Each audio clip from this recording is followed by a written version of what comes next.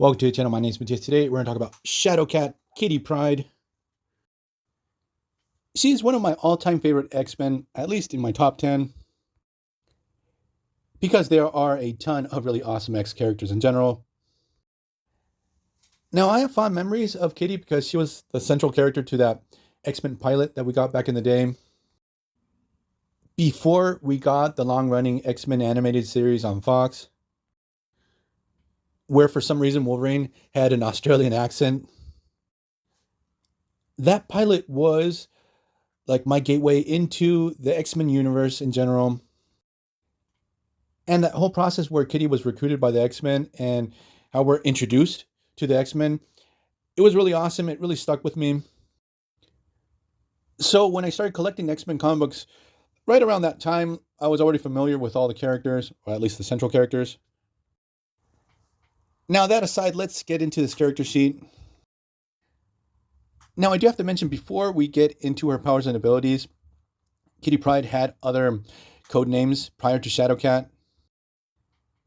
She went by Ariel and Sprite. Both were very short-lived. Now, for her powers and abilities,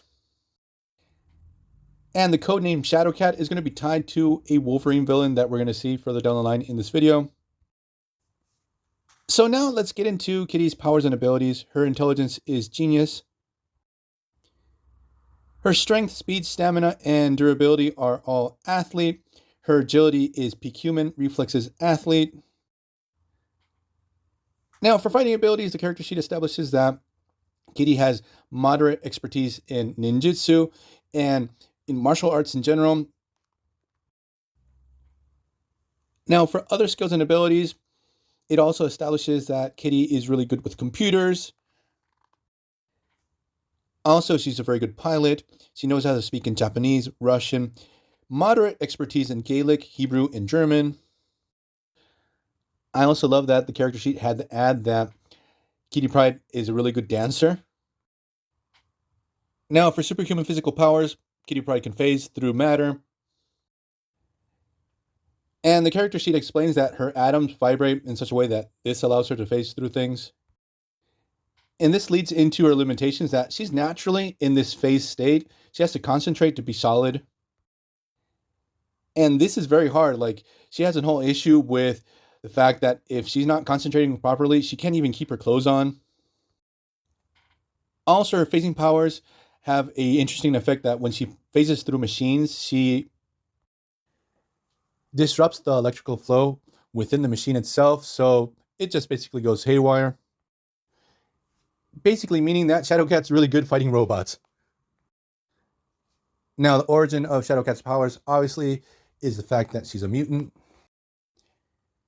Now, her first appearance was in X-Men issue 129, when the X-Men and the White Queen tried to recruit her into their respective schools. Then in issue 130, Kitty meets for the first time Cyclops and Phoenix.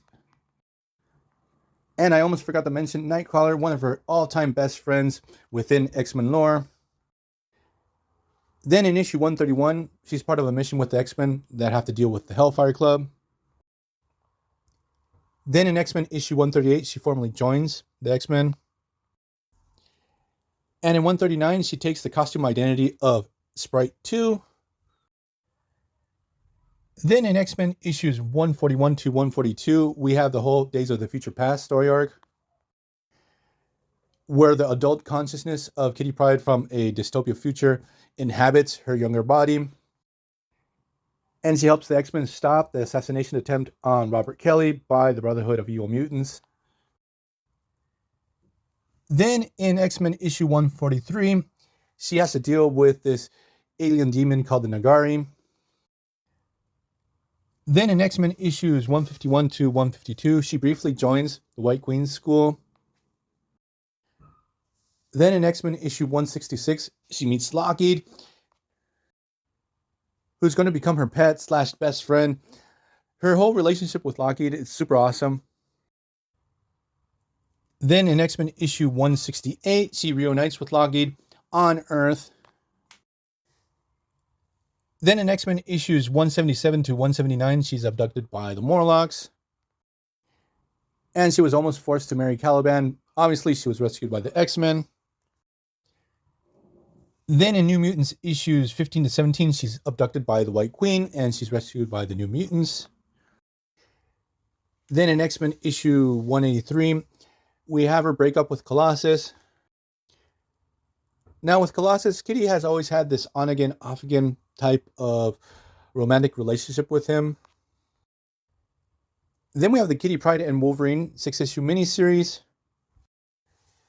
where Kitty is actually abducted by Ogun and she's brainwashed.